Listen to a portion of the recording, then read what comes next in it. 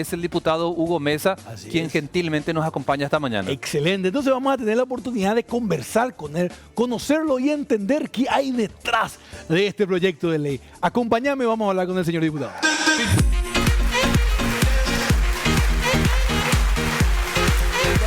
Buenos días, bienvenido. Muchas gracias. ¿Cómo está? ¿Cómo le va? Gracias, Salín, con toda la energía acá, el equipo a veces tiene que salir de este programa, así que un gusto estar acá en estudio con Claudia, con Jotita, con Diego. Placer y gracias por el espacio. Gracias, diputado. Bueno, me gustaría poner en contexto cómo nace esta idea. Sabemos que hay muchos accidentes de tránsito, lastimosamente, principalmente de las motocicletas. Eso causa, aparte del daño y la tragedia, un tema también presupuestario, ¿verdad? Para todo lo que es el hospital de trauma, todo lo que sucede con eso. Tenemos una noción de que aproximadamente solamente el 30% se puede cubrir. ¿Es así? Así es. Para que entienda un poco la ciudadanía que nos ve gracias a su programa y a ustedes también para que entiendan, nosotros tenemos un grave problema de transporte público, un pésimo transporte público. Partamos por ahí. Partamos de esa base, tenemos una criminal distribución casi por delivery e irresponsable de las habilitaciones, que es tierra de nadie, que dan las municipalidades, no todas, pero la mayoría sí. Tenemos un nulo control y cumplimiento de las reglas de tránsito, y a eso hay que sumarle también la irresponsabilidad de los que hoy conducen sobre dos motos. Y ante todo esto nosotros estamos ante una verdadera epidemia de accidentes de tránsito y siniestros viales. Los datos son alarmantes, demoledores, estamos ante una verdadera tragedia nacional. Ni en tiempos de guerra hemos producido tanto lisiado en el Paraguay. En este momento, Salim, hoy en día, entre 1 y 4 amputados por día recurre al SENADI en busca de una rehabilitación, porque está entre 1 y 4 amputados por día recurre a esa institución. O sea que esa frase que usted acuña de que ni en tiempos de guerra es literal. Claro, esta es una verdadera generación de lisiados. 91.000 paraguayos al año recurre al SENADI con alguna rehabilitación, 91.000 paraguayos, y tenemos la tasa de accidentabilidad más alta de la región, de fallecidos. En la región, entre 1 y 9 fallecidos por cada 100 accidentados tiene la región. Nosotros tenemos 21 fallecidos por cada 100 accidentados. Imagínense los datos que nosotros tenemos y cuánto nos cuesta a todos los paraguayos atenderle hoy a un accidentado de tránsito. Entre 70 y 80 millones de guaraníes les cuesta al hospital de traumas poder atenderle. ¿Y dónde se recurre? Cuando hay un accidentado, cuando una mamá, cuando un papá, cuando un sobrino tiene un hijo accidentado, ¿dónde recurre? Lo primero, va al hospital de trauma, que consume el 85% de su presupuesto en estos accidentados. ¿Qué porcentaje, disculpe? 85% del presupuesto del hospital de trauma. Es casi todo el porcentaje. Y el resto, cuando uno va a buscar insumo quirúrgico, cuando tiene que ir a buscar un platino, ¿dónde recurre? A la DIVEM. Y la DIVEM solamente tiene 25 mil millones de guaraníes para atenderle en promedio entre el 25 y 30% de la población que tiene esta afección. Y el 70% ¿dónde recurre Salín? Y la audiencia, se recurre a las polladas, a los asaditos, a las rifas. Claro. Algunos hasta tuvieron que poner en rifa o en sorteo su casa, su auto, porque el Estado nos tiene respuesta a esto. Entonces, ante esto, ha nacido este proyecto de ley que crea un fondo nacional blindado que no se va a poder usar para otros menesteres y que se va a recurrir ¿para qué? Para fondear estas tres instituciones: al Hospital del Trauma, porque es el hospital más grande de traumatología en nuestro país, a la DIVEM para triplicar su presupuesto y al SENADI para también por lo menos duplicar su presupuesto. ¿Es la solución? No es la solución definitiva. Es una ley transitoria hasta tanto podamos nosotros mejorar estos problemas, que también hay que poner en el foco la educación vial, que es la más pésima, la más horrorosa que tengamos en la región. ¿Por qué? Porque la educación vial no impacta en el currículum, porque en este país se da recién en el segundo y tercer ciclo como materia opcional, con un cuadernillo, no como otros países de la región Salín, que desde la educación inicial, inclusive hasta la terciaria, tiene como materia obligatoria la educación vial, porque ellos invierten en los niños para que le puedan educar a los padres. Sí, vos sabés que eso es cierto, Salim. Yo trabajé mucho tiempo con una fundación que hacía lo de educación vial, pero justamente desde la primaria. Entonces, sí había un tema muy fuerte de que los niños le decían al papá, eso no se puede hacer. Así es. O sea, entonces como que ejercía una presión, aunque no creas, era muy interesante la formación ya desde pequeños y por sobre todo que ya eran chicos que después cuando salgan a manejar ya van a tener otro tipo de pensamiento. Y quiero preguntarle al diputado un tema en particular. ¿Qué pasa con la gente que hace todo lo correcto, que sí sabe manejar, que aprendió, que conoce las leyes y qué sé yo? No es injusto que estemos pagando por todos y muchos de ellos son irresponsables, ¿verdad? Porque desconocen el tema de educación vial o se suben a una moto sin ningún tipo de precaución, diputado. Claudia, lo que primero tenemos que entender es que tenemos que siempre salvar primero la vida de la gente. Después vamos a buscar a los responsables o a los irresponsables. Lo que busca esta ley transitoria es darle respuesta, reitero, desde el Estado a los afectados cuando se va desesperadamente y el Estado no le puede decir no tengo, anda a buscar o hacer una apoyada. Eso no puede el Estado decirle a sus ciudadanos. Nosotros tenemos que corregir, Claudia, lo que acabamos de decir en nuestra educación vial. Tenemos que ir un estirón de oreja a los intendentes y mira que fueron colegas míos, yo fui intendente de 2 periodos en mi ciudad. Tenemos que terminar con la irresponsable distribución criminal de la habilitación. ¿Qué significa la habilitación de un vehículo o de ese papel? Que vos le estás dando una autorización y si es responsable para matar en la calle. Entonces eso tenemos que corregir. Pero mientras todo eso suceda, nosotros tenemos que tener la capacidad de un Estado, de un gobierno, de decirle a sus ciudadanos, esto vamos a poder solucionar. Entonces, nosotros esta ley hemos debatido ampliamente, hemos hecho casi más de 3 audiencias públicas donde estuvieron todos los sectores, porque la pregunta es de dónde vamos a sacar la plata. Porque uno puede tener una ley espectacular, pero si no tenemos la fuente de financiación, claro, es una ley populista. Entonces, le hemos convocado al sector privado, a las ensambladoras de la motocicleta acá en nuestro país, y le dijimos, señores, nosotros queremos sacar de estas 3 fuentes. La primera, una redistribución de los impuestos del 10% que pagan nomás luego hoy las motos nacionales y las que se ensamblan en nuestro país. ¿Dónde se va esos impuestos? Gracias a este proyecto de ley descubrimos algo. Y atiendan el dato que le voy a dar, Saline, a tu compañero de la audiencia. Atentos. 10% se cobra sobre las motos que se ensamblan acá. De esa plata, 50% se va para el fondo del hospital de trauma. 25% de ese fondo va para el SEME, para el sistema de ambulancia. Y el otro 25%, atiendan este dato, para educación vial. Yo te pregunto a vos, Saline, a tu compañera de audiencia, nosotros sabemos cuánta plata de ese 25%. ¿Acaso se siente en las escuelas, en los colegios, la educación vial? No. ¿Qué se está haciendo de esa plata? Esa es una gran pregunta que le trasladamos al ministro de Educación. Le hemos convocado al ministro, esta plata, ¿qué se está haciendo? Porque no se siente la educación vial. ¿De qué monto se habla? Nosotros para dimensionar de qué estamos hablando. Y estamos hablando de un poco más de 5.000 millones de guaraníes. ¿El 25%? El 25% de esas motos. Entonces, ¿qué es lo que nosotros hicimos con esta ley? Le dijimos, señores, sobre las motos importadas, que también paga 10%, es muy justo que haya una justicia tributaria que también pueda fondear a estas instituciones. Entonces, redireccionar esos fondos para no tocar el bolsillo de los ciudadanos. Claro. Lo que acaba de decir Claudia, porque ya otra vez nosotros te va a decir el ciudadano. Entonces, redistribuir esos impuestos. Sí. La segunda fuente es las famosas multas o los que tienen algún proceso judicial para las salidas alternativas al daño, a la reparación del daño. Generalmente entre el fiscal o el juez los impartidores de justicia, una salida a la reparación del daño y le dice, voy a donar nomás una impresora a Opala si acaso. No, queremos que se aplique lo que diga la ley, que sea en efectivo, que sea en plata, que le duela al bolsillo a ese que transgredió, a ese que tiene un juicio sobre una falta de responsabilidad en el momento de un accidente, etcétera. Y que esa plata vaya a este fondo. Y como tercera fuente, un canon o un impuesto solidario, porque eso se trata de un 10.000 guaraníes en el momento de la renovación o de poder gestionar tu registro. No habilitas. 10.000 guaraníes. Claro. Y esos fondos, ¿por qué hablo de solidario, Salim? Porque puede ser que a vos no te toque, claro, pero puede ser que a mi pariente o a mí me toque. Por eso se trata de un fondo solidario. De todas estas 3 fuentes, pretendemos recaudar entre 80.000 a 100.000 millones de guaraníes.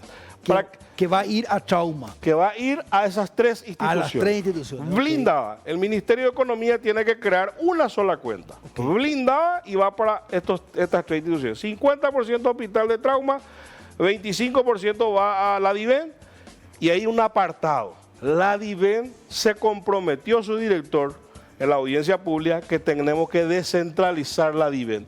No puede ser que todos los paraguayos tengamos que venir a Asunción a gestionar un platino, a gestionar una ayuda social desde aquel último rincón de nuestro país. En cada cabecera departamental hay un compromiso de que la DIVEN tenga que tener una oficina para poder atender y tener respuesta. Para eso se necesita presupuesto. Para eso se necesita plata. Esos 100.000 extras que no iban para ese rubro, que van a ir ahora, lo que busca es atender a aquellos ciudadanos que no tienen respuesta en el Estado, que hoy iban a hacer la apoyada, a empeñar sus cosas.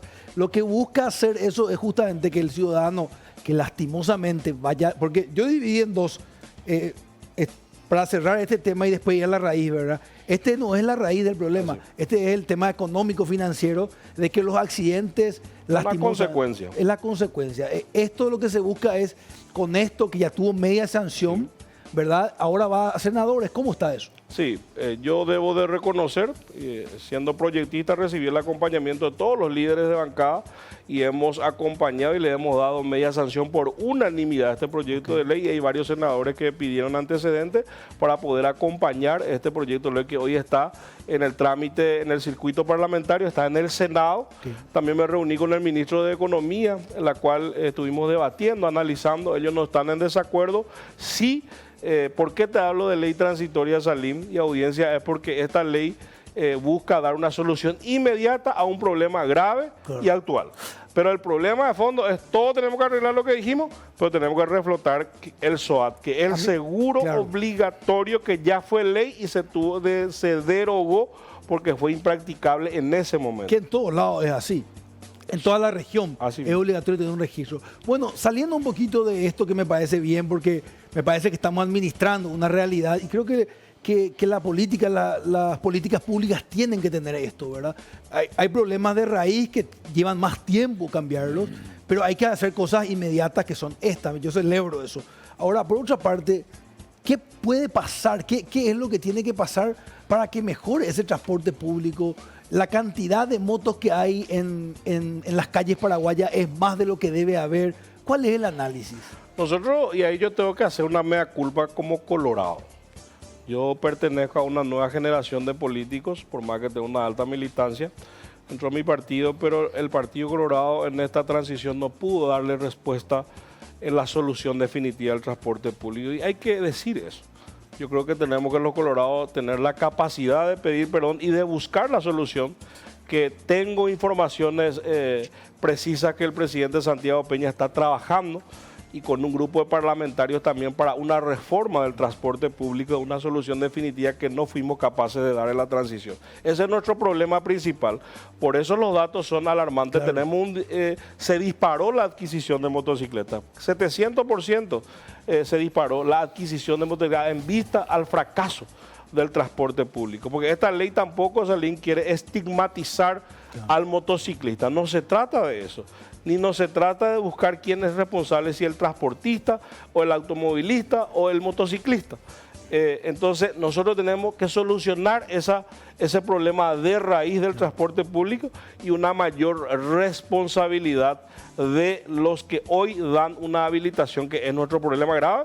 Y ya hemos conversado con el ministro de Educación, estamos trabajando con él, con la Comisión de Educación, que también yo estoy como miembro, la cual de poder impactar en el currículum la educación vial como hacen los países de la región. Uruguay es campeón en eso.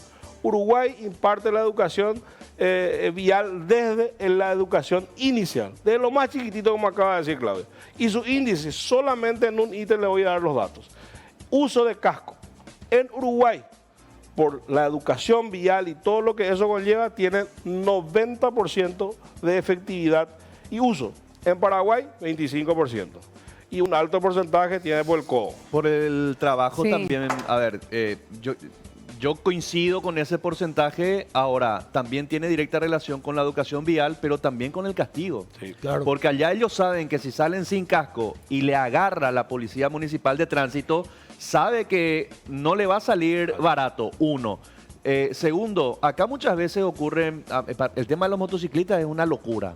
Pero es una locura. Se te meten por el medio, por la izquierda, por la derecha, Claro, en y semáforo. adelantamiento por la derecha. Adelantamiento, vos vas a doblar y te sale uno ahí, en este sí. país es increíble que vos cuando tengas que doblar a la derecha en una calle, tengas que mirar tu retrovisor para ver si una moto no se te pega por el cordón.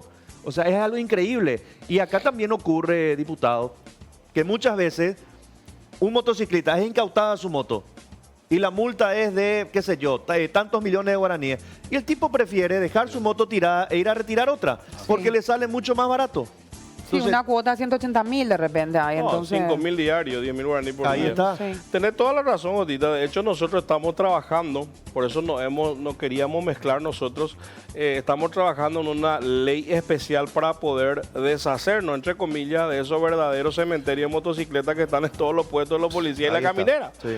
Porque aquel infractor que se le sacó esa moto, le es más rentable dejar nomás su moto y retirar otra. Sí. Pero concuerdo con Jotita en decirle que nuestro problema no es ni siquiera de ley, salín y audiencia. Nuestro problema es de cumplimiento y nuestro cáncer se llama impunidad. Totalmente, No le tenemos miedo sí. porque a nadie se le castiga. ¿Por qué pasamos el puente de Ciudad del Este y todos los paraguayos hacemos lo que tienen que hacer? Claro, entonces no, educación nomás, porque cuando, como usted dice, rápido uno aprende cuando se va a un lugar donde se le controla. O sea, yo creo que yo coincido muchísimo con Jotita Bernabé.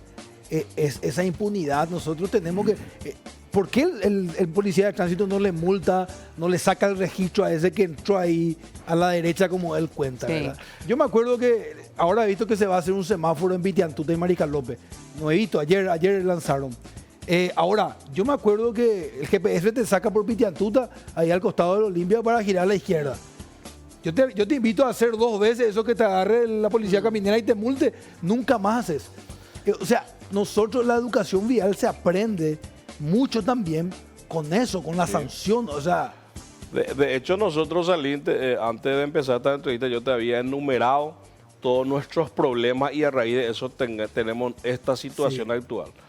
Por supuesto que tenemos que corregir. Y esto que vos acabas de decir, Jotita, también salió en el debate, en el análisis de la audiencia pública frente a los policías camineras, frente al director de la Agencia Nacional de Tránsito, donde se le decía los controles, el castigo. Y nos decía una gran verdad el director de la agencia. Nuestro problema es que administrativamente cada gobierno determina eso si sale o no de sus puestos de control la caminera. Pero nosotros tenemos un problema de credibilidad de las instituciones. Porque si nosotros vemos un control, no, pero hoy coime alta, pero ya pues Navidad, pero ya pues otro, ese es el concepto que tenemos. Entonces daba una solución el director de la agencia en decir, nosotros tenemos que apuntar y tenemos la plata para eso, a dotar de tecnología a la caminera y que cualquier procedimiento hoy esté completamente grabado como es en otros países. claro. Ahí Claro. solucionaríamos nuestro problema Es la forma de controlar, de descrédito diputado, de sí. las instituciones para que funcione. No es, Jotita, una cuestión de ley, es una cuestión que se cumpla, se le castigue, se le sancione a ese infractor y para que eso ocurra tenemos que creer nosotros en las instituciones, que es lo que todavía nos cuesta muchísimo. Claramente. Sí, vos sabés que, diputado, sobre ese tema hay varias cositas que quiero mencionar. Por un lado, yo no sé cómo hacer cambiar también esta mentalidad de que ¿por qué se le controla más a los que tienen auto que a los que tienen moto, verdad? Ahí hay un tema de por Yaranga y el hecho de que no haya transporte urbano no es una excusa para que yo me suba a una moto con mis 3 hijos atrás, mi señora, y empieza ahí como un kamikaze a andar por todos lados, como decía Jotita, por la derecha, por la izquierda, por el medio, por ni siquiera respetar eso. Entonces, por un lado, hay un tema que está mal visto y que la sociedad como que perdona, pobrecito, o sea, que es víctima porque no hay pues transporte urbano o no tiene plata para un auto y con eso se le deja ser impune, ¿verdad? Hay un tema, porque vos ves que pasa, no sé, 10 motos con su casco acá en el codo, como mencionaba Salim, y ves que pasan unos cuantos autos. Y a mí me pasa, yo tengo a alguien que me para cada tantito, ¿verdad? Porque me multó una vez, ¿verdad? Después ya no, ¿verdad? Pero yo veo que pasan todas las motos y a mí me para y me controla todo, ¿verdad? Entonces, yo sé que está buscando que yo busque el palito, y que pise el palito, quiero decir, pero todavía no lo hice por segunda vez, ¿verdad? Otro tema es, cuando vos mencionás que esto es una ley transitoria, o sea, vos te tomás el compromiso de que vas a ir viendo, va a haber un seguimiento, porque ¿qué es lo que me temo? Que esto quede así y que después no haya una continuidad de ver realmente qué se puede hacer mejorar, diputado. Y finalmente, el SOAT. ¿Cuándo cree que podamos tener implementado? El único país en la región que no tiene SOAT es Paraguay. Muy buena pregunta, porque a veces las leyes transitorias, las decisiones transitorias en nuestro país son eternas, y es que válida la pregunta y la preocupación. Efectivamente, esta es una ley transitoria de emergencia ante esta verdadera tragedia, pero el SOAP tiene que ser, Salín, Claudia y los compañeros de la audiencia, tiene que ser de un amplio análisis, de un amplio acuerdo nacional, para que podamos implementar y poder aprender de las lecciones de la ley pasada porque no funcionó. En ese momento, Claudia, es importante que sepa, no funcionó este producto, el SOAT, que es un seguro obligatorio que todos los ciudadanos tengamos que tener contra terceros al momento de poder salir a la calle, es porque las propias aseguradoras no le era rentable el producto por el alto costo del accidentado. El cálculo te decía entre 70 y 80 millones de guaraníes. Les cuesta al Estado y al bolsillo del pariente, a esa mamá, a ese papá, a ese pariente que está pendiente de su familiar, que está en el hospital de trauma, está con una carpa, se calcula de bolsillo que gasta otros 120 millones de guaraníes. Entonces, no es rentable y en ese momento no se pusieron de acuerdo las instituciones, como son las municipalidades, en el momento de la retención de esos recursos. Ellos querían tener una participación. De todas esas lecciones aprendidas, yo creo que tenemos que avanzar hacia un gran consenso, poder instalar ante la opinión pública de la necesidad, y ustedes son formadores de opinión pública, de poder instalar la necesidad y la conciencia que el SOA es la solución para esto. Claramente, yo creo que hacia ahí vamos y va a ser un avance. Si en toda la región funcionó y todos los países vecinos que culturalmente nos parecemos mucho, los latinoamericanos, pudieron, ¿por qué nosotros no vamos a poder, verdad? Y el sector privado, a mí me tocó trabajar en el sector de seguros mucho tiempo y yo estoy seguro que se va a ayornar. Hay que volver a insistir, seguramente como usted dice, hacer aquellas adecuaciones y vamos para ahí, ¿verdad? Y estamos construyendo un Paraguay mejor. Yo celebro estos pequeños grandes ajustes pueden cambiar la realidad de una familia. Yo intentaba imaginar cuando usted decía 100 millones, 120 millones. Para una persona que trabaja bien es mucho. Y para una persona que no tiene nada, se queda sin nada. Desesperante esta situación realmente, ¿verdad? Entonces, señor diputado, gracias. Creo que está claro el mensaje. ¿Qué plazo tenemos que manejar? ¿Cuándo vamos a saber si la ley es aprobada finalmente? Nosotros estamos haciendo un lobby necesario ahí con todos los senadores para que puedan estudiar cuanto antes y darle la sanción y pase para que el presidente promulgue y sea ley. Ojalá podamos sacar antes del receso parlamentario. Estamos a 3 meses del receso parlamentario y poder avanzar sobre esto. Termino diciéndote, porque tocaste un tema demasiado importante, sí, el impacto económico. Una persona que queda mutilada, sin un brazo, sin una pierna, etcétera, queda ante una generación de lisiado económico también y vuelve a ser y tiende a ser una carga familiar. De hecho, hay un estudio que nos mostró el Ministerio de Salud Pública que lo que significa que esa persona deja de trabajar y ya no vuelve nunca más a su lugar de trabajo porque se quedó con alguna mutilación, representa de aquí a 5 años más, representa el 1.3% del PIB. Lo que significa económicamente lo que hoy estamos hablando ante esta verdadera epidemia. Estamos hablando de millones de dólares. De mucha plata. Mucha plata. Bueno, y realmente yo celebro, y cierro con esto, señor diputado, primero que nada agradeciéndole, y celebro porque eso es lo que la ciudadanía busca, ¿verdad? Que nuestras autoridades, nuestros legisladores representen esos intereses del pueblo, ¿verdad? Entonces yo no digo que es perfecto todo, pero creo que se están defendiendo necesidades claras de la ciudadanía y creo que ese es el camino. Así es, muchas gracias a usted, a vos Salina, a todos los compañeros por el espacio. Y lo que pretendemos es una generación nueva de políticos es tener una mejor sintonía con la ciudadanía, dejarnos las peleas de los flashes, a veces del histrionismo de muchos compañeros y colegas también que creen que el curul de diputados o senadores para hacer algún show mediático es tratar de conectar con las verdaderas necesidades de la ciudadanía. Gracias, diputado. Muchas gracias a usted. Estuvo con nosotros el diputado nacional del Paraguay, Hugo Mesa.